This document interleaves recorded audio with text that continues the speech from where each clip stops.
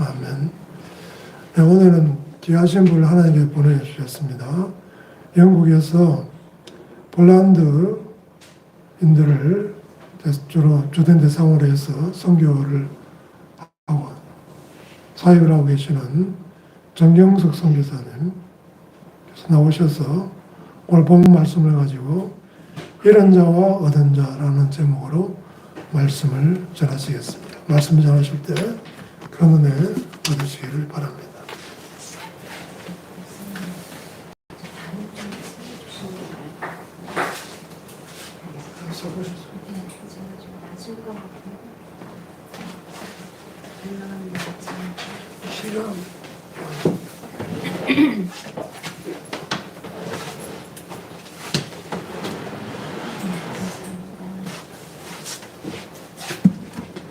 감사합니다. 예. 제가 영국에서 이렇게 주한교회 생각할 때마다 굉장히 궁금했어요. 이렇게 매달 저에게 또 정성껏 이렇게 또 선교 후원금도 보내주시고 기도도 해주시는 이분들이 어떤 분이실까 참 궁금했는데 하나님께서 오늘 이렇게 방문해서 여러분들을 또 직접 뵐 수 있는 기회를 주셔서 감사합니다. 지금 목사님께서 잠깐 소개해 주신 것처럼 저는 영국 웨일즈에서 폴란드인들을 섬기는 그 폴란드 교회를 개척해서 폴란드 섬기는 그런 일을 하고 있습니다. 저희 남편하고 한 15년 이상 이렇게 폴란드 교회를 섬겨왔는데 저희 남편이 폴란드 분이시거든요. 우리 남편은 이제 3년 전에 하나님께서 부르셔서 이제 영원한 집으로 가셨습니다. 그래서 제가 이제 뒤에 남아서 저희 교회에 있는 그 폴란드 장로님과 함께 우리 폴란드인들을 섬기는데 저희 교회는 아주 이렇게 작아요. 그래서 아주 가족 같은 그런 분위기가 있습니다. 그래서 여러분들 뵙고 또 오늘 여기서 예배드리는데 굉장히 집에 온 것처럼 이렇게 편안함을 느낍니다. 저는 좀 교회가 크고 성도들이 많으면 좀 그게 오히려 조금 이렇게 낯설고 이렇게 좀 작은 교회에 아기자기하게 가족처럼 섬기는 교회 가면 굉장히 마음에 편하고 집에 온 것 같은 그런 마음을 느낍니다. 저희가 이제 오늘 아침에 룻기서를 보려고 하는데요. 제가 이 룻기서를 특별히 좋아합니다. 좋아하는 이유는 첫째는 이 룻기서를 보면 해피엔딩으로 끝나요. 여러분들 뭐 영화나 소설이나 얘기나 해피엔딩으로 끝나는 얘기 좋아하시죠? 예. 근데 이 룻기서 1장을 보면은 굉장히 아주 침침하게 시작합니다. 왜냐하면 이 룻기서 1장에 보면 세 명의 과부 얘기가 나와요. 근데 제가 3년 전에 우리 남편을 먼저 하늘나라 보내드리고 과부가 되었기 때문에 그전에도 이제 성경을 아침마다 매일 이렇게 보고 하는데 특별히 이렇게 지금은 성경을 보다가 과부 이렇게 쓴 글자가 보면 그 글자가 크게 이렇게 보이면서 성경의 과부에 대해서 뭐라고 썼나 이렇게 보게 되더라고요. 그래서 성경은 모든 사람에게 관련되는 또 옛날 이스라엘 백성에게만 해당되는 그러한 옛날 이야기가 아니고 지금도 살아서 하나님께서 계속 이 기록된 성경을 통해서 우리에게 말씀하시는 현재 진행형 책이어서 제가 늘 성경 말씀을 읽는 걸 좋아하고 사랑하는데 특별히 이제 뭐 과부라든가 이런 저의 상황에 맞는 그런 말씀이 나오면 더 이렇게 감동을 받게 되더라고요. 그리고 또 제가 룻기를 좋아하는 이유가 있습니다. 룻기에는 오늘날 우리 시대 상황하고 너무나 비슷한 그런 면이 많은 것 같아요. 특별히 우리 주위에서 흔히 보죠. 고부갈등. 그 시어머니와 며느리는 굉장히 서로 좀 친해지기 어려운 그런 갈등이 많은 관계인데 이 룻기서에 보면은 우리가 고부 갈등을 어떻게 이해하고 어떻게 대처하고 어떻게 해결할 것인가 하는 좋은 해답과 좋은 예가 있어서 또 룻기가 참 좋습니다. 그래서 이 룻기 1장을 보면은 우선 조금 이 스토리에 친근하지 않은 분들을 위해서 소개를 하자면요. 룻기 1장에 보면은 한 가족이 등장을 해요. 근데 그 남편과 아내와 두 아들, 그래서 엘리멜렉, 나오미, 또 길련, 말련 이렇게 두 아들 한 가족이 있는데 이 사람들이 살던 당시 시대의 배경은 사사가 지배하던 시대였어요. 즉 그 말은 이 룻기 바로 앞에 책을 보면 사사기가 나오는데 사사기는 당시 왕이 없이 사사 하나님께서 임명한 리더들이 그때그때 이렇게 이스라엘을 다스리고 왕 대신에 이렇게 이스라엘 백성들을 통치하던 그런 시대였어요. 근데 이 사사기를 보면 이스라엘의 역사 중에서 가장 어두운 시기예요. 가장 그 밑바닥에 영적으로 떨어진. 그래서 여러분 혹시 기회가 돼서 사사기를 읽어보시면 알겠지만 온갖 그 끔찍한 그런 범죄와 갈등과 또 부패와 부정부패 이런 것들이 이 사사기에 등장하는 것을 볼 수 있습니다. 즉 우리 인간이 하나님을 저버리고 하나님 말씀을 등지고 우리가 이렇게 살아가려고 할 때 우리 개인이나 사회나 나라나 얼마나 캄캄하게 부패할 수 있는지를 보여주는 책이 이 사사기입니다. 그래서 심지어는 여러분도 아시는 분은 아시겠지만 그 레위 족속이 레위인이 이제 첩을 얻었는데 이 첩이 집단 성폭행을 당해가지고 죽었는데 이 레위인 남자가 너무 화가 나가지고 그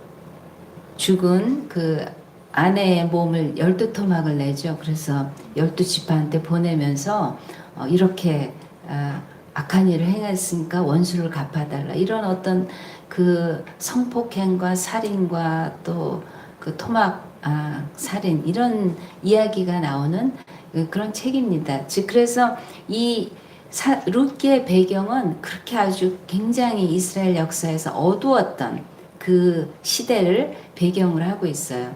그런데 신명기하고 레위기서를 보면 여러분도 아시겠지만 하나님께서 이스라엘 백성들을 애굽에서 종노릇할 때 놀라운 기적으로 해방시켜 주시고 약속의 땅 가나안으로 데려오시죠. 그래서 하나님께서 엄청난 축복을 주시면서 그 약속의 땅은 젖과 꿀이 흐르는 땅 이렇게 별명이 붙을 정도로 그 축복이 아주 보장되고 약속된 그런 땅이었어요. 하나님께서 말씀하시기를 너희가 내 말을 지켜 순종하고 나의 말을 듣고 잘 섬기면 내가 너에게 복을 줘서 들어가도 복을 받고 나와도 복을 받고 너희 떡반죽이 그릇이 복을 받고 양식이 절대 떨어지지 않고 너희 자손들이 복을 받고 태의 열매가 풍성하고 또 무엇을 심든지 잘 자라고 이렇게 엄청난 축복의 약속을 해주셨거든요. 그리고 또 하나님께서 또 경고를 한편 또 주시죠. 그렇지만 너희들이 내 말을 순종하지 않고 나를 잊고 나를 저버리고 또 이렇게 너희 자신의 죄악된 길로 가고 우상을 섬기면 너희가 징계를 받을 텐데 너희가 심는 것들이 잘 자라지 못하고 기근과 가뭄과 외적의 침입과 온갖 어려움이 너에게 임할 것이다. 근데 하나님께서 그런 어떤 경고를 주신 이유는 이스라엘 백성을 이제 더 이상 사랑하지 않기 때문에 저주하고 이렇게 파멸시키려는 것이 아니라 이런 재난과 어려움과 가뭄과 외적의 침입 어려움이 오면 너희들은 정신을 차리고 나에게 돌이키라는 그런 뜻이죠. 그래서 그런 어떤 저주의 경고조차도 하나님의 사랑에서 나오는 우리가 어려움 속에서 하나님을 다시 찾고 돌이키게 하기 위한 그런 경고였거든요. 근데 이 사사시대의 한 가정, 그 아버지의 이름은 엘리멜렉인데 그 베들레헴에 살고 있는데 큰 가뭄이 닥쳐요. 기근이 와서 먹을 양식이 떨어지고 그래서 큰 위기에 봉착하게 된다는 그런 이야기입니다. 그런데 이 1장에 보면은 아주 재미있는 그런 숨겨져 있는 퍼즐 같은 게 있어요. 그건 뭐냐면 우리가 성경을 읽을 때 특별 구약 성경을 읽으면 히브리인들은 그 지명이나 인명, 사람의 이름이나 장소가 특별한 거의 뜻을 가지고 있어요. 그래서 그 뜻을 잘 살펴보면 우리가 이 스토리를 이해하는데 또 많이 도움이 됩니다. 아버지의 이름은 엘리멜렉이었는데 그 뜻은 나의 하나님은 왕이시다 그런 뜻이에요. 즉 그 말은 뭐냐면 왕이 있다는 것은 무슨 말입니까? 왕의 통치를 받는 백성이다 그런 고백이죠. 그리고 그 부인의 이름은 나옴인데 그 나오미의 뜻은 기쁨, 즐거움 그런 뜻이에요. 그리고 두 아들 말리온, 길리온은 하나는 아픈 자, 또 점점 약해지는 자 이런 뜻이 있습니다. 그리고 그 사람들이 살아왔던 땅이 유대 베들레헴인데 베들레헴의 그 지명의 뜻은 떡집이에요. bread house, the house of bread. 즉 떡이 아주 풍성한 그런 고장이란 뜻이 있습니다. 베들레헴. 근데 아이러니하죠. 이 베들레헴에 양식이 없는 거예요. 기근이 들어서. 그래서 이스라엘 백성에게는 하나님을 저버리고 깊은 영적 흑암에 빠지면서 큰 위기가 찾아온 게 된 거죠. 근데 이 엘리멜렉의 이름이 하나님은 나의 하나님은 왕이다. 그러니까 하나님께 기도하고 회개하고 하나님 저희를 도와주세요. 이렇게 하나님께로 돌아가야 되는데 이 가장인 엘리멜렉은 자기의 이름의 뜻과는 정반대로 모압 땅으로 가기로 결심을 합니다. 근데 모압 땅은 하나님의 임재가 없는 곳이에요. 모압 신들을 섬기고 이제 하나님을 전혀 알지 못하는 이방 땅이에요. 그래서 엘리멜렉이 베들레헴에서 위기가 왔을 때 모압 땅으로 갔다는 것은 하나님 안에서 나에게 찾아온 위기, 어떤 인생의 어려움을 해결하려고 하기보다는 내 힘으로 내가 어떻게든지 해서 이 위기를 극복해 보겠다는 my way, 내 방식으로 이 위기를 극복해 보려는 시기였죠.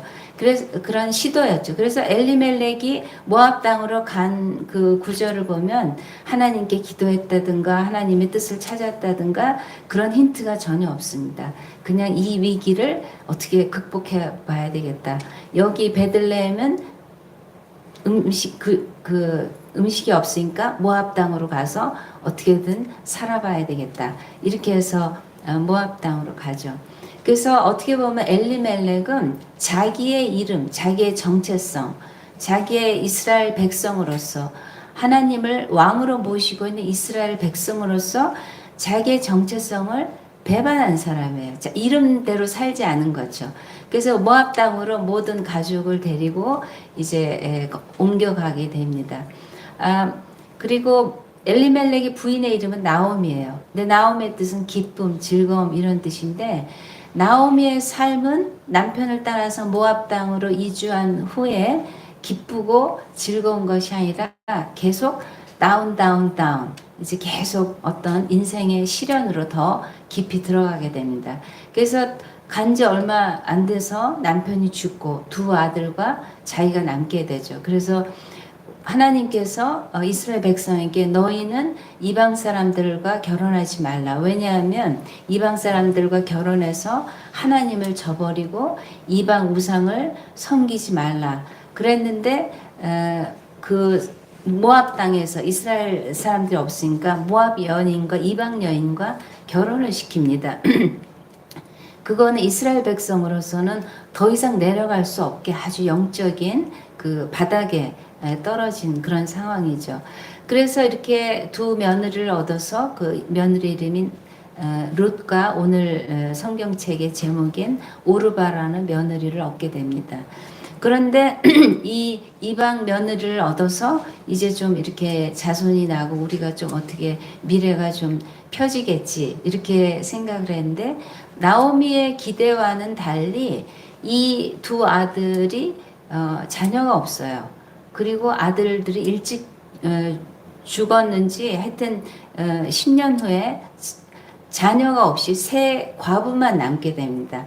그래서 정말 이 룻기 1장을 읽으면 굉장히 이렇게 좀 칙칙하게 회색빛 같은 그런 배경입니다. 그래서 이 나오미가 그 상황에서 아주 마음에 그 큰 아픔을 느끼고 마음이 비통해 있었는데 이제 소문이 들리기를 하나님께서 이스라엘 백성들을 돌아보셨다. 이제 용서하시고 다시 위로하신다. 이랬고 그 이스라엘 땅에 다시 식량이 풍족하게 되었다는 소문을 듣게 됩니다. 그래서 나오미가 이제 아들도 죽고 남편도 죽고 세 번의 장례식을 치른 거죠. 그 후에 남은 것이라고는 과부가 된 자기, 과부가 된 두 젊은 며느리 이렇게 세 사람의 과부가 이제 이스라엘로 돌아가야 되겠다. 우리가 떠나올 때는 음식이 없어서 왔지만 이제 하나님께서 이스라엘 땅을 축복해 주셔서 양식이 풍족하다니까 이제 돌아가야 되겠다. 그래서 이제 새 과부가 이스라엘로 돌아가는 그 여행을 시작합니다. 그래서 1장이 그런 배경이에요. 근데 나오미가 조금 가다 생각하니까 이 두 며느리를 볼 때 너무 마음이 아픈 거예요. 왜냐하면 나는 이제 내 고향으로 돌아가지만 이 며느리들은 모압 땅이 자기 고향인데 나를 따라가면 자기 부모와 이제 모든 자기 문화를 떠나게 되고 그리고 이스라엘에 돌아가도 뭐 아무런 보장이 없죠. 자식도 없고. 그래서 나오미가 정말 그 과부가 된 두 며느리를 굉장히 긍휼히 불쌍하게 생각하는 마음으로 권면을 합니다. 나의 며느리들아, 나의 딸들아, 돌아가라. 너희가 지금 나와 함께 이스라엘 땅으로 가더라도 너희에게는 미래가 없다. 너희에게는 아무 인생에 대한 보장도 안전도 없으니까 그냥 차라리 너의 부모와 너의 문화 또 너의 고향 땅으로 돌아가라. 그게 너희에게 오히려 그 인생의 어떤 위로를 얻을 것이다. 이렇게 권면을 합니다. 사실 나오미로서는 자기가 아들들도 죽고 손주도 없고 아무것도 없으니까 이 젊은 두 며느리가 있으면 조금이라도 위로가 되겠죠. 가서 이제 일도 하고 뭐 시어머니를 봉양하고 그렇지만 나오미는 자기를 생각하기보다 이 두 젊은 과부된 며느리의 미래를 생각해서 진실한 사랑의 마음으로 돌아가라 이렇게 권면을 합니다. 가서 너희 남편을 만나서 너희의 미래를 설계하라 이렇게 이야기를 합니다. 그런데 이 두 며느리 중에 이제 처음에는 아니에요. 저희는 어머님이랑 같이 가겠어요. 이렇게 했는데 나오미가 계속 진실하게 권면하니까 둘째 며느리 오르바는 자기도 생각을 해보니까 이 과부된 가난한 시어머니를 따라가는 것이 아무 미래에 대한 보장도 안전도 대책이 없어 보이는 거예요. 그러니까 울면서 그럼 어머니 조심해 가세요. 이렇게 하고 어머니에게 입을 맞추고 자기 고향으로 돌아갑니다. 그러나 큰 며느리 룻은 어머니의 그런 권면에도 불구하고 여기 성경에 보면 시어머니 나오미를 붙쫓았더라. 그 아주 완전히 이렇게 탁 매달려서 그런 고백을 하죠. 어머니, 제가 다시 저의 고향과 저의 문화와 저의 친척에게 돌아가라고 하지 마세요. 무슨 일이 있든지 저는 어머니를 떠나지 않겠습니다.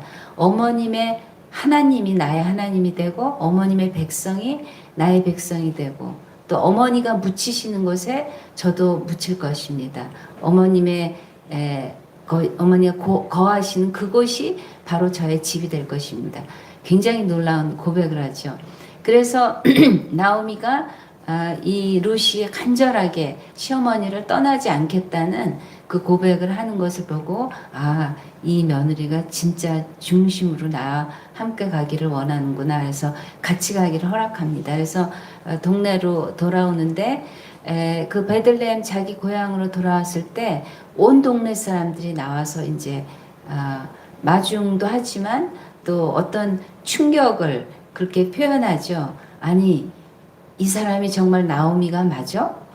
갈 때는 남편과 두 아들과 함께 떠났는데 이제는 과부가 돼서 아들도 없고 남편도 없고 혼자 돌아왔네.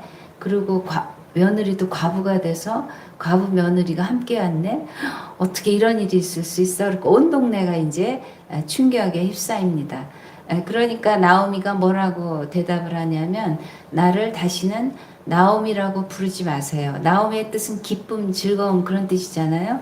나오미라고 부르지 말고 왜냐하면 나는 이제 남편도 없고 자식도 죽고 남은 건 아무것도 없어요. 나는 너무 마음이 슬프고 마음이 비통해요. 그러니까 나오미라고 부르지 말고 마라라고 부르세요. 이렇게 하죠. 마라의 뜻은 쓰다, 비통하다, 처참하다 이런 뜻입니다. 그러니까 마라라는 그 이름이 자기의 마음을 그대로 표현을 해주는 거예요. 그러니까 나를 기쁨의 뜻인 나오미라고 부르지 말고 비통하다는 뜻의 마라라고 부르세요. 그러니까 나오미가 정말 더 내려갈 수 없는 어떤 인생의 밑바닥까지 온 것을 표현하는 거죠. 그래서 어쨌든 두 과부가 와서 이제 정착을 하는데 무슨 무슨 그 마땅한 그 직업이 있겠어요? 이 이방인 그 루스에게 무슨 자격증이 있는 것도 아니고 스펙을 이스라엘에서 많이 쌓아놓은 것도 아니고 그냥 이방 땅에서 과부가 돼서 왔으니까 루시 하루는 2장에 보면은 어머니 이대로 그냥 앉아서 굶어 죽을 수는 없으니까 저 추수밭에 가서 제가 그 이스라엘에는 이제 우리나라는 가을에 추수를 하지만 거기는 어쨌든 이제 추수밭에 가서 그 일꾼들이 이 배를 이렇게 이제 낫을 써서 거두죠. 거두면서 이 곡식들이 좀 떨어지잖아요. 그 밭에.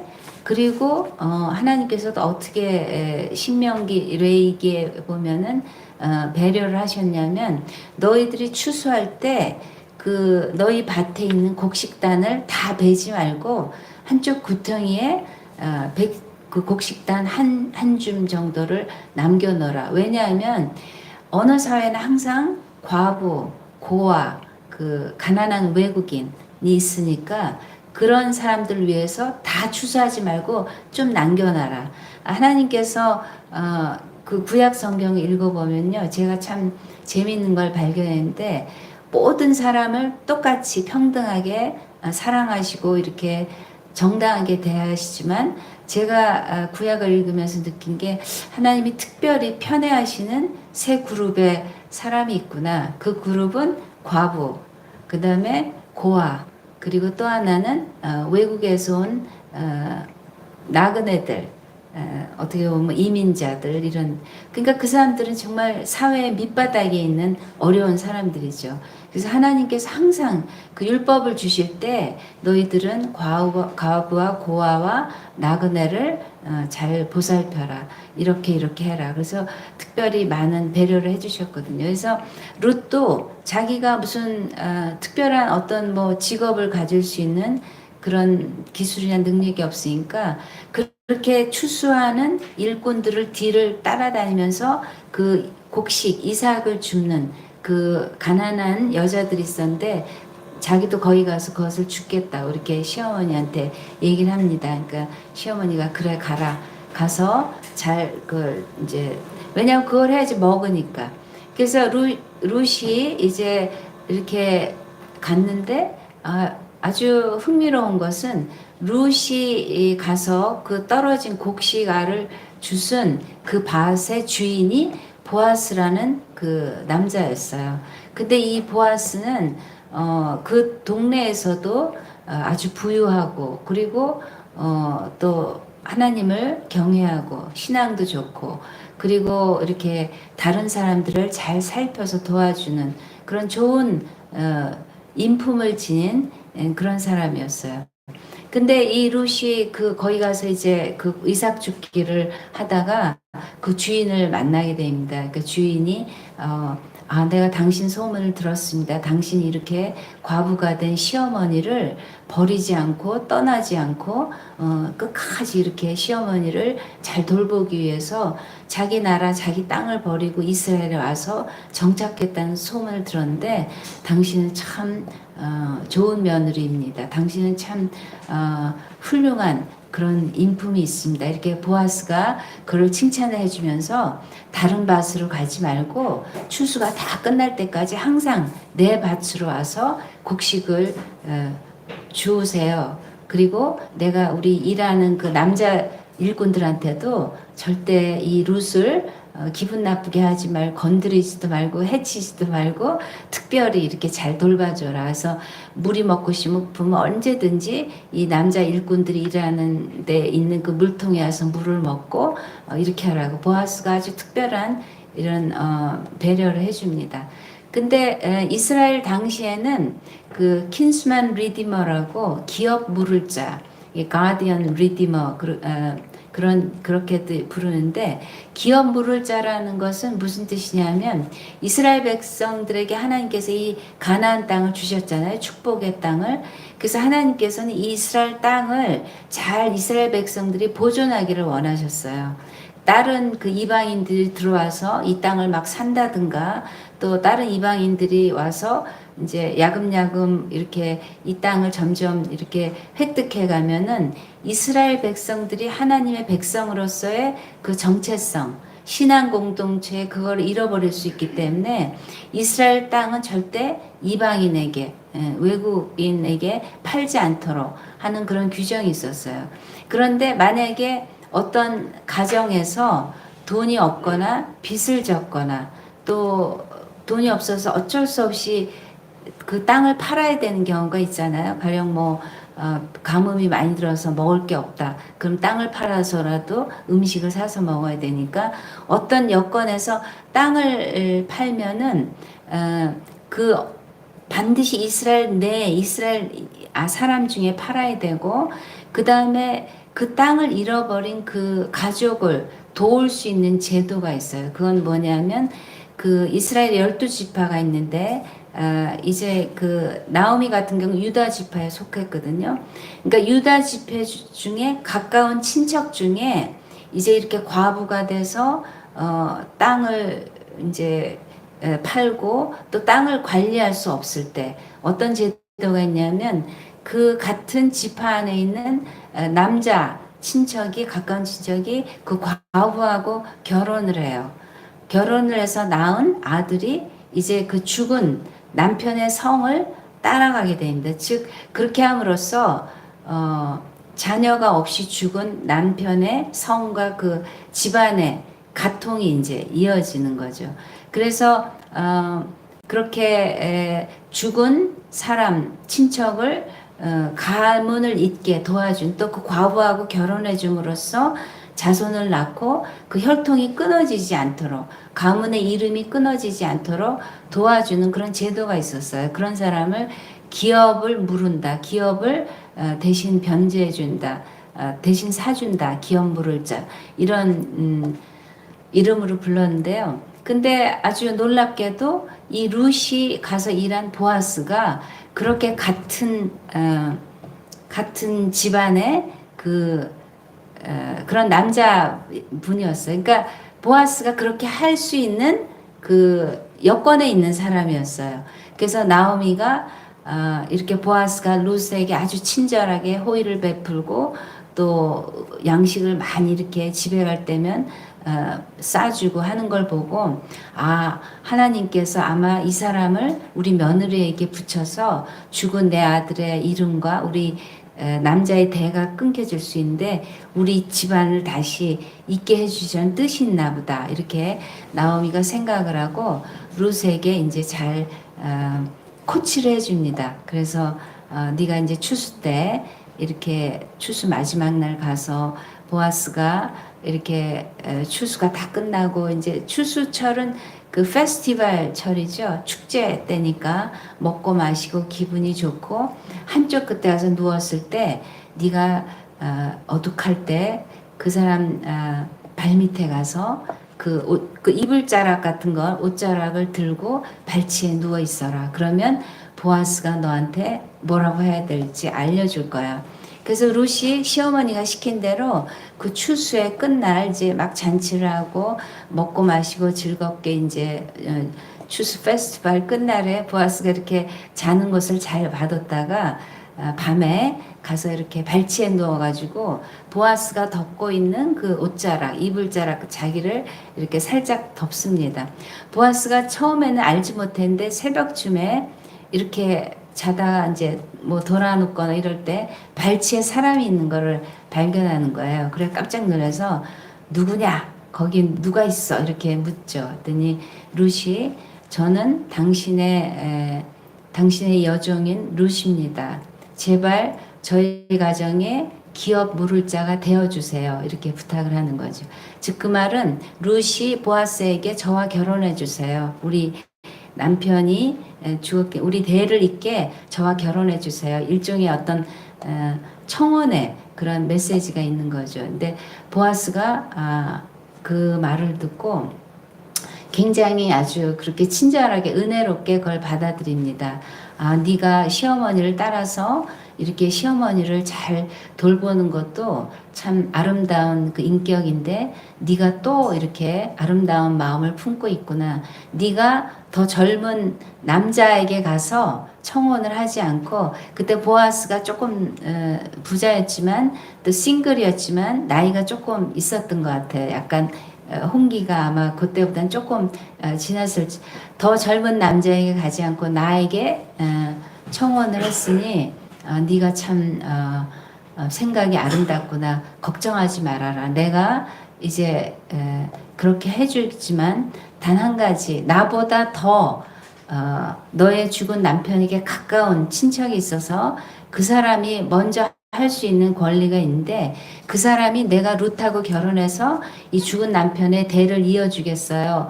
그렇게 하면 그 사람이 먼저 하면 좋고 그 사람에게 안 한다 그러면 내가 그 다음에 넘버 2다. 그 사람이 안 하면 내가 할 수 있는 자리에 있으니까 내가 그렇게 하겠다.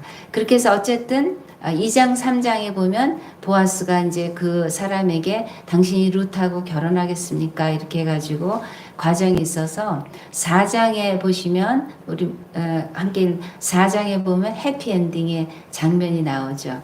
그래서 4장에 보면 룻과 보아스가 결혼하고 또 아들을 낳습니다. 그래서 1장으로 시작된 룻기는 1장에는 기근 그리고 이방 땅으로 이주하는 거, 그 다음에 이방 여인들과 결혼하는 거, 또 3번의 장례식, 그리고 빈손으로 아주 비통한 마음으로 고향 땅에 돌아오는 나오미.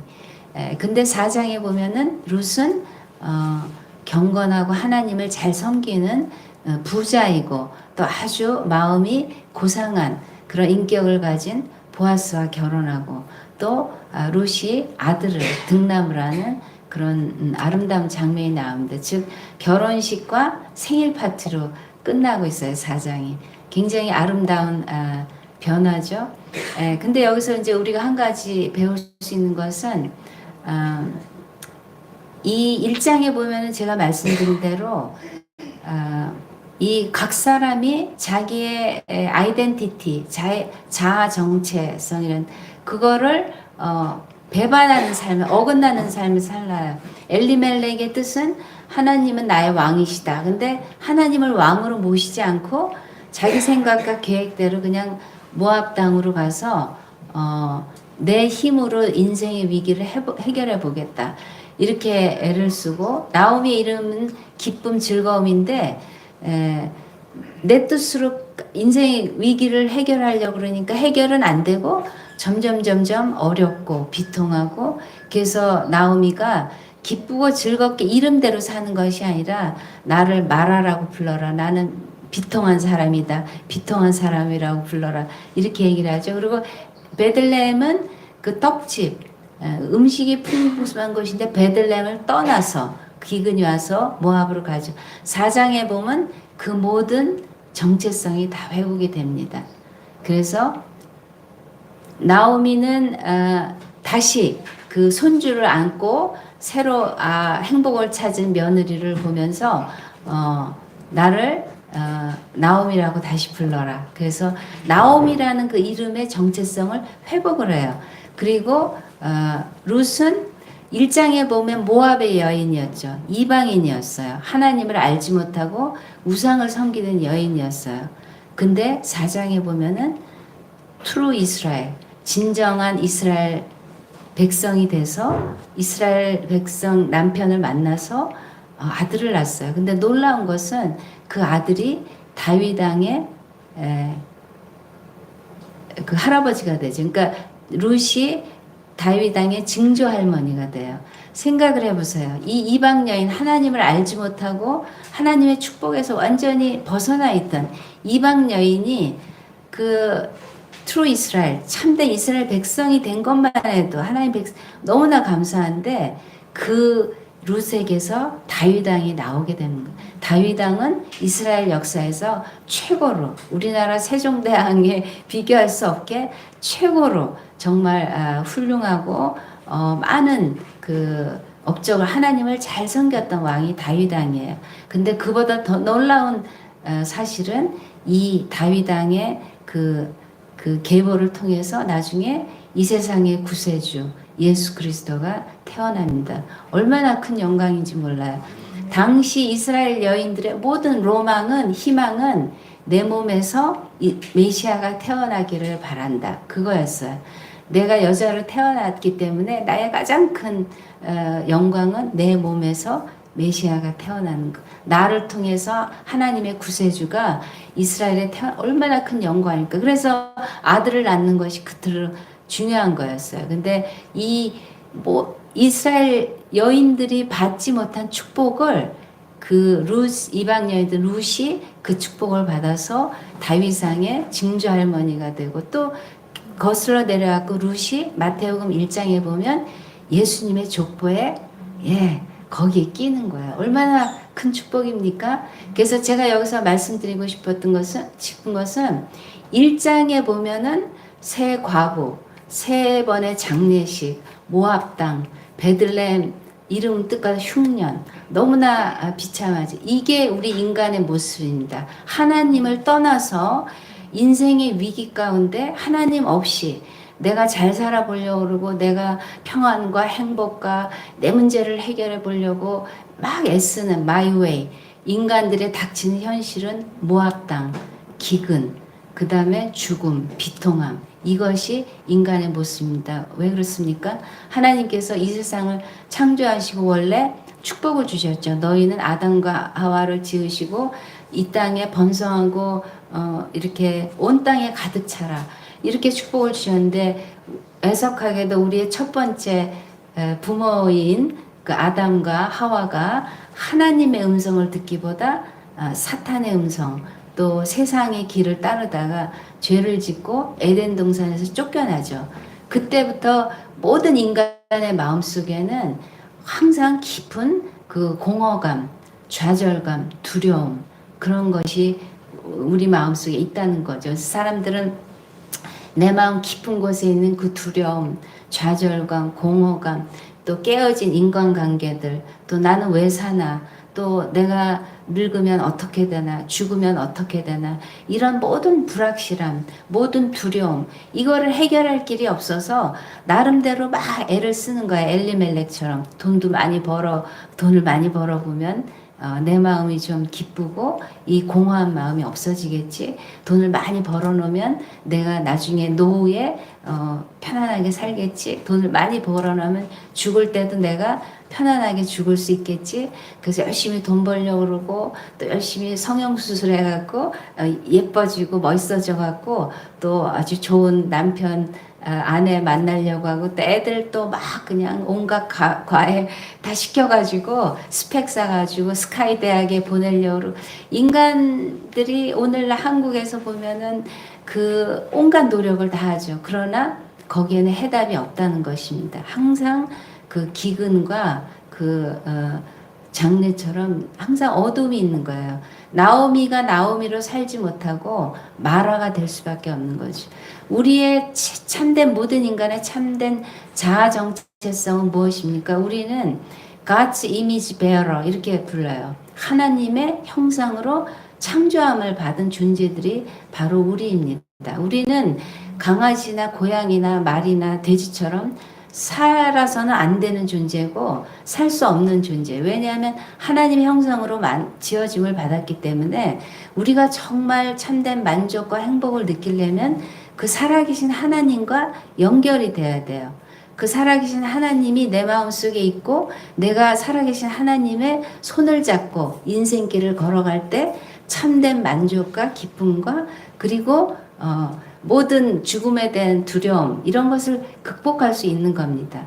그러나 많은 사람들이 지금도 모압 땅에서 내 힘으로 어떻게 해보려고 막 하는데 그 현실은 어떻게 됩니까? 우리가 뉴스나 신문을 보면 너무 잘 알죠? 서로 미워하고 죽이고 뭐 찌르고 싸우고 뭐 얼마나 그 깨어진 인간관계들. 근데 놀라운 것은 룻기 1장에서 룻기 4장에는 해피엔딩이죠. 거긴 결혼식이 있고 생일 파티가 있고 또 엄청난 하나님의 축복이 있고 나오미가 정말 자기 정체성을 찾아서 나오미처럼 살게 되죠. 나를 기쁨, 즐거움이라고 불러주세요. 나는 하나님의 축복 가운데 정말 기뻐요. 이렇게 모든 자아 정체성을 회복합니다. 근데 1장에서 4장으로 가기까지 무슨 일이 일어납니까? 룻이 보아스를 만나는 거예요. 그래서 우리가 모압 땅에서 내 힘으로 내 위기를 해결해 보려고 온갖 발버둥을 쳐도 안 되지만 우리가 진정한 보아스는 어떤 인물입니까? 장차 이후에 태어나실 예수 그리스도를 상징하는 예표하는 그런 우리가 정말 보아스 예수 그리스도를 만날 때 4장으로 넘어오게 되는 겁니다. 우리가 정말 우리가 살아야 될 모습대로 하나님의 형상이 회복되고 또 기쁨과 즐거움으로 하나님 안에서 평안과 안식과 기쁨과 축복을 누리면서 살 수 있는 것입니다. 그래서 저는 이제 선교사인데 선교를 영국에서 하고 있는데 저희 교회는 많지는 않아요. 폴란드인들이 오는 교회인데 저희 남편이 3년 전에 이제 위암으로 돌아가시고 나서 제가 9개월 동안 이제 간호하고 또 장례식 끝나고 우리 남편은 또 위암으로 통증도 있었지만 그래도 마지막까지 한 번도 하나님을 원망하거나 그런 낙심하는 말이 하지 않고 이렇게 자기 장례식 때 이 찬송가를 면류관 가지고 주 앞에 드리세 그 찬송가 불러달라고 하고 그 다음에 시편 23편을 내 장례식 때 또 읽어달라고 이렇게 하고 그래서 우리 남편은 비록 위암으로 이렇게 고통을 겪었지만 아주 평안한 모습으로 이렇게 운명을 하셨기 때문에 저는 하나님 나라에 갔다는 것을 굳게 확신하고 또 저도 9개월 동안 간호하고 장례식을 치르고 하면서 쉬운 시간은 아니었지만 저희 남편하고 제가 한 25년을 같이 살았거든요. 우리는 약간 중년기에 만나가지고 그리고 저희는 자녀가 없었어요. 왜냐하면 우리가 중년기에 만났기 때문에 그래서 남편하고 둘이 살다가 혼자 남아서 여러 가지 일들을 처리하는 게 쉽지는 않았지만 그래도 하나님께서 제 마음에 늘 나의 보아스, 나의 예수님께서 함께 해주셔서 그 기간을 감사함으로 잘 넘겼습니다. 그래도 제가 사람이니까 7kg가 빠졌어요. 그 간호하고 장례식 끝내고 정리 이러면서 7kg가 빠졌는데 우리 남편 돌아가시고 난 다음에 이제 저희 영국 교회 이 옆집 사람들이 쭉 있잖아요. 저희 그 스트리트에 이웃 사람들이 그렇게 저한테 물어보더라고요. 당신 언제 한국 갈 거야? 이렇게 물어보더라고요. 그리고 어떤 또 폴란드 친구들도 당신 이제 한국 갈 거지? 제가 그 말을 또 깜짝 놀랐어요. 왜냐하면 저는 한 번도 한국으로 다시 돌아가야 되겠다는 생각을 해본 적이 없어요. 왜냐하면 올해가 제가 영국에 간 지 30년째 되는 시간입니다. 그래서 이제는 제가 영국에서 이제 폴란드인들을 섬기고 거기에 나의 교회가 있고 나의 집이 있고 또 나의 친구들이 있고 할 일이 있고 또 우리 남편의 묘지도 있고 그 가까운 집에서 차로 한 5분이면 가면 있는 거기는 이제 공동묘지가 이렇게 아주 좀 예쁘게 돼 있어요. 이렇게 공원처럼 쉴 수 있게. 우리 남편도 거기 붙여 있고. 그래서 저는 한 번도 이제 한국에 돌아가야지 그런 생각을 안 했는데 그 영국 이웃 사람들이나 폴란드 친구들이 쟤는 이제 자식도 없고 그러니까 아마 보따리 싸가지고 한국으로 돌아갈 거야. 그렇게 생각을 한 것 같더라고요. 그래서 언제 갈 거냐? 그래서 제가 나는 한국에 안 갈 건데 나는 여기 계속 있을 거예요. 내 교회가 여기 있고 내 그 친구들이 있고 그리고 하나님의 가족들이 제 가족이에요. 그래서 저는 여기서 계속 살면서 이제 하나님의 교회를 도울 거예요. 이렇게 얘기했는데 제가 그래서 남편의 죽음을 통과하면서 그런 생각을 하게 됐어요. 나는 누구인가? 나는 왜 여기 있는가? 왜 하나님께서 남편을 먼저 데려가시고 나를 여기 혼자 남겨두셨나? 나에게는 자녀도 없고 아무 가족도 없는데 내가 여기에 더 있어야 될 이유는 무엇인가? 그리고 나는 이제 선교사인데 그 선교란 무엇인가? 그럼 난 여기서 무엇을 해야 되나? 즉 다시 한번 인생의 근본적인 질문을 하게 됐어요. 자아 정체성에 대해서. 나는 누구인가? 나는 무엇을 위해 살아야 되는가? 그래서 제가 그런 생각을 하고 있을 때 마침 룻기를 읽게 됐는데요. 제가 룻기를 통해서 얻은 해답은 선교사란 또 전도란 우리가 전도하려고 애를 쓰죠. 하나님 당신은 사랑하십니다. 예수님 믿으면 죄 용서함을 받고 영생을 얻습니다. 이렇게 전도하려고 애를 쓰는데 전도의 궁극적인 목적은 교회에 데려오는 것은 아니라고 생각해요. 왜냐하면 교회 안에도 불신자가 많아요. 교회 안에도 정말 마음 깊은 곳에서는 하나님을 믿지 않고 나는 내 힘으로 인생을 열심히 살아야 돼. 그런 사람들도 많이 있어요. 그래서 교회에 데려오는 것 자체로는 그것이 전도나 선교나 복음은 아니라고 생각합니다. 그러나 진정한 전도나 복음은 한 사람 한 사람 여기 룻처럼 하나님을 알지 못하고 모압 땅에서 자기 힘으로 살려고 하던 사람에게 보아스를 소개시켜 줘야 돼요. 예수 그리스도를 만나게 해줘야 돼요. 그러면 룻이 보아스를 만났을 때 거기서 새로운 인생이 열리고 자녀를 얻고 이렇게 하나님의 축복을 경험한 것처럼 한 사람 한 사람 우리가 볼 때 이 사람은 하나님의 형상으로 지음을 받은 하나님의 축복을 받고 하나님과 동행하면서 살도록 지은 사람인데 세상에서 자기가 누구인지 모르고 진정한 자아 정체성을 깨닫지 못하고 세상에서 방황하는 거예요. 자기 힘으로 열심히 모압 땅에서 살아보려고 애를 쓰는 거죠. 그러나 현실은 항상 장례식, 슬픔, 또 탄식, 또 공허함, 인생에 대한 죽음의 두려움 그런 것이 해결이 안 되는 거예요. 그래서 그런 사람 한 사람에게 우리가 참된 보아스를 소개를 해주고 그 사람들이 보아스를 만나서 보아스와 결혼하듯이 보아스를 마음속에 모시고 보아스와 함께 인생을 살아갈 때 그들이 이제 하나님의 백성으로서 또 구원받은 하나님의 딸 아들로서 진정한 자아 정체성을 회복하고 그렇게 살다가 천국에 가게 되는 그것이 복음이라고 전도라고 생각합니다. 그래서 제가 여러분께 이제 부탁드리고 싶은 것은 여러분이 먼저 나오미가 하나님의 딸이었고 하나님의 백성이었잖아요. 모압 땅에 가서 자기 힘으로 위기를 해결하려고 할 때 자기가 누군지 정체성을 잊어버려요. 그리고 비통해져요. 그러나 한 가지 나오미에게 칭찬할 점이 있는데 나오미는 그런 3번의 장례식을 겪으면서도 하나님을 절대 부인하지 않아요. 하나님을 항상 인정해요. 전능자의 손이 나를 치셨으므로 전능자께서 나에게 이런 고통을 비록 이렇게 하나님 앞에 좀 원망스럽고 불평하고 싶은 쓰디쓴 마음이 있지만 하나님은 없어. 하나님이 없다면 어떻게 나한테 이런 일이 일어날 수가 있어. 이렇게 하나님을 부인하지는 않는다는 거죠.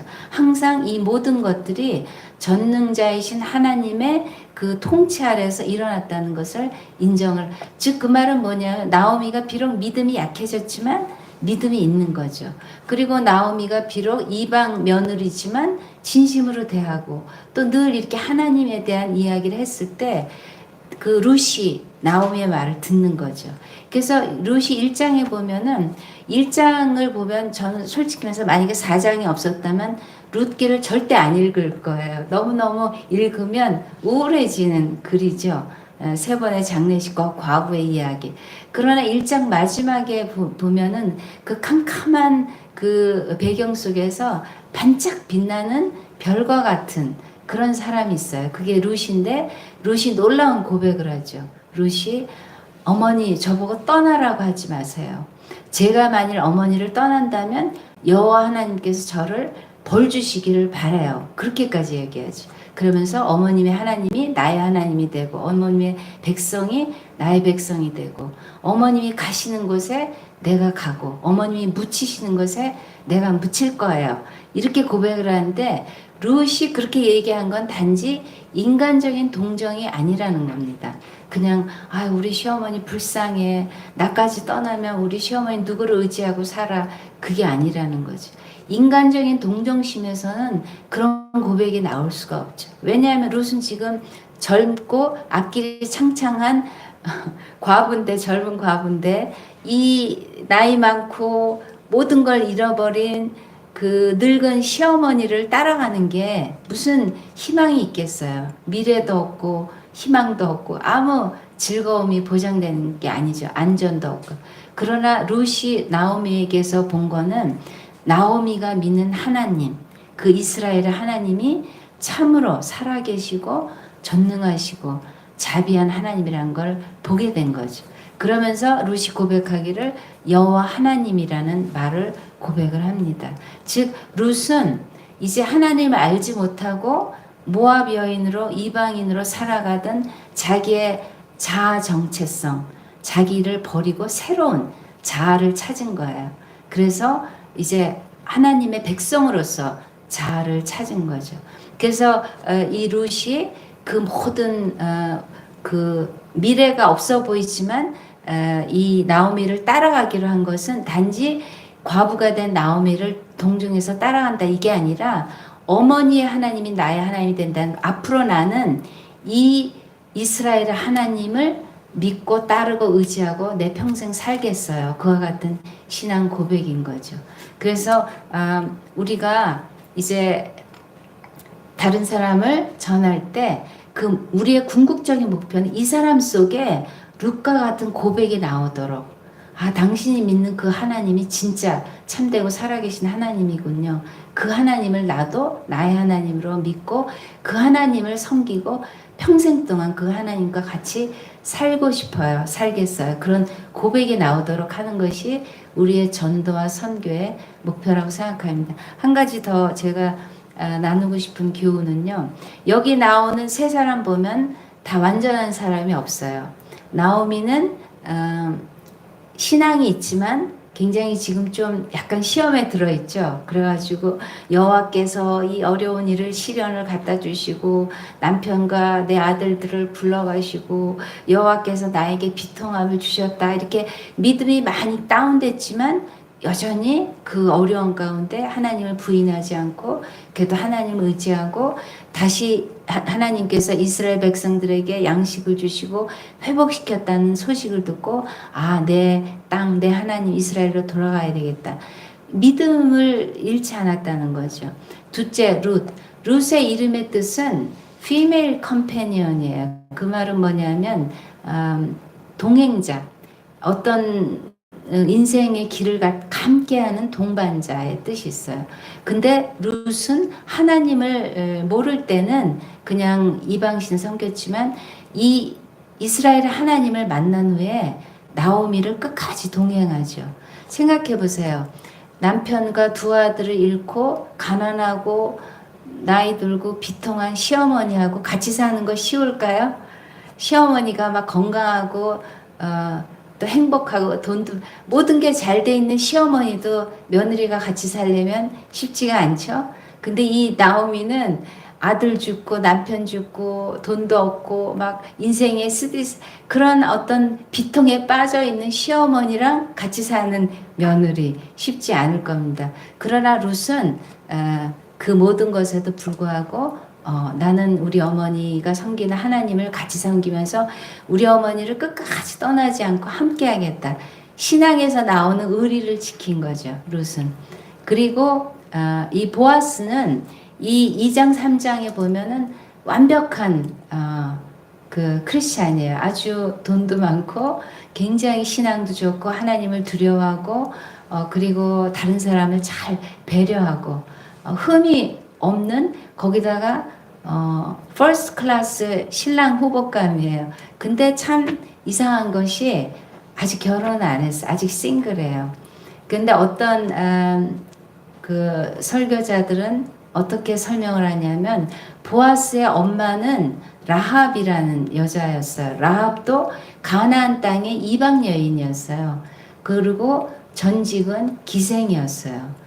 그래서 보아스의 어머니는 사실은 이스라엘 백성 중에 하나가 아니고 가나안 땅의 여리고상에 그 말하자면 기생집을 차려놓고 손님을 접대하는 그런 기생이었어요. 그런데 이 라합도 그 이스라엘의 하나님의 소식을 듣고 이 하나님이 정말 살아있는 참된 신이구나. 나는 모든 걸 버리고 이 하나님을 믿어야 되겠다. 그래서 라합도 새로운 아이덴티티를 찾은 거죠. 하나님 안에서 자아를 찾고 그리고 이스라엘 백성에 조인을 하죠. 이스라엘 백성이 되죠. 그렇지만 라합이 비록 훌륭한 믿음으로 자기의 기생이었고 이상숭 그런 걸 버리고 이스라엘 백성이 됐지만 그 보아스의 엄마의 전직이 기생이었잖아요. 이방인이었고. 그래서 아마도 이스라엘 백성 중에서 자기 딸을 보아스에게 아내로 주는 것을 꺼려하는 사람도 있었을지 않을까. 그렇게 설명을 하는데 상당히 일리가 있는 설명이라고 생각합니다. 그래서 보아스, 룻, 나오미 어떻게 보면 한 사람도 완벽한 사람이 없어요. 다 나름대로 장점이 있고 약점이 있고 그렇습니다. 그러나 하나님께서 그런 세 사람을 같이 부르시고 같이 엮으시고 같이 인도하셔서 완벽한 사장을 만들어내는 완벽한 가정이 이루어지는 거예요. 정말 충성스러운 며느리 그리고 아주 그 자상하고 가족을 책임지는 남편, 신앙 좋은 남편, 그리고 그 며느리를 정말 사랑하고 복음을 전했던 시어머니, 그리고 그 가문에서 다윗 왕이 나고 메시아가 태어나게 되는 거죠. 그래서 제가 바라는 것은 여러분 혹시 외로운 나오미 같이 비통에 빠져 있는 사람이 있다면 여러분이 룻이 되어 주실 수 있을 거예요. 가서 동행인이 되어 주시고 위로해 주시고 함께 해 주시고 나오미처럼 여러분이 혹시 비통한 일을 인생의 어려운 일을 당해도 어렵지만 하나님을 부인하지 않고 믿음을 계속 지켜가고 보아스처럼 정말 이 두 과부 며느리 시어머니 이런 가정에 보아스가 이렇게 양식을 공급해주고 잘 돌봐주죠. 그래서 그렇게 어려운 사람에게 필요를 채워주는 보아스와 같은 역할을 하면 우리가 정말 하나님께서 기뻐하시는 우리의 자아 정체성대로 살아가는 그런 우리 모두가 될 줄 믿습니다. 이 모든 이야기의 최대 영웅은 누굽니까? 최대 히어로는 누굽니까? 보아스도 아니고 룻도 아니고 나오미도 아니고 누구죠? 하나님, 이스라엘의 하나님. 이스라엘 하나님이 이 모든 불행에 빠져서 허덕이는 인간들을 연결시켜서 하나의 완벽한 정말 축복된 그림을 만들어내셨던 것입니다. 그래서 우리가 보아스처럼 룻처럼 나오미처럼 믿음을 지키고 서로를 격려하면서 동행해 줄 수 있다면 우리의 인생을 통해서 비록 언제나 행복하고 언제나 건강하고 언제나 형통한 건 아니지만 그 그림을 통해서 하나님께서 완벽한 그림을 그려내시고 하나님께서 영광을 받으시는 그런 삶이 될 줄 믿습니다. 감사드려요. 같이 기도하겠습니다. 하나님 아버지 감사합니다. 이 아침 저희들을 이렇게 교회로 불러 모아 주시고 이 귀한 말씀들을 생각해 볼 수 있는 좋은 기회를 주시니 감사합니다. 하나님 아버지, 우리는 엘리멜렉과 나오미와 같이 인생의 시련을 만날 때 내 힘으로 해결해 보려고 모압 땅으로 가고 이 모양 저 모양으로 애쓸 때가 참 많습니다. 그렇지만 점점 더 좌절감과 허탈함과 그리고 깨어진 관계 속에서 또 울부짖는 그러한 자리에 빠질 때가 많습니다. 하나님 아버지, 그런 우리들에게 참된 보아스인 우리의 기업을 물을 자인 예수 그리스도를 이 땅에 보내주시고 예수님을 통해서 우리의 잃어버렸던 자아 정체를 찾게 하시고 회복하게 하시고 하나님의 축복된 자녀로 하나님과 동행하면서 아름다운 삶을 살게 해주시니 감사합니다. 하나님 아버지, 저희들의 영의 눈을 열어주셔서 우리 주위를 둘러보게 도와주세요. 하나님 아버지, 우리 주위에는 나오미와 같은 사람, 또 룻과 같은 사람이 많이 있습니다. 또 보아스와 같이 자기가 잘못한 것이 아니지만 또 어떤 가정의 연약함과 그 백그라운드 때문에 또 어려움을 겪는 사람들이 있습니다. 우리들이 서로서로 돌아보며 서로서로 위로하며 아름다운 믿음의 동행자가 되어서 하나님께서 우리의 인생을 통해서 완벽하고 아름다운 그림을 만들어 내시는데 저희들이 쓰여질 수 있도록 도와주세요. 특별히 우리 주위에 다문화 가족들이 많이 있습니다. 성경에 나오는 이 다문화 가정, 룻의 가정, 나오미의 가정, 주님께서 보살펴 주셨던 것처럼 우리 주위에 있는 이 다문화 가족들도 우리가 눈을 열고 잘 살피고 잘 도와주어서 그들이 룻이 이스라엘 하나님 만나서 참된 하나님의 백성 된 것처럼 그들도 예수님 보아스를 만나서 하나님의 백성이 되는 축복을 누리는데 저희가 도구로 사용되어 줄 수 있도록 저희들을 사용해 주세요. 감사드리며 예수님 이름으로 기도드렸습니다.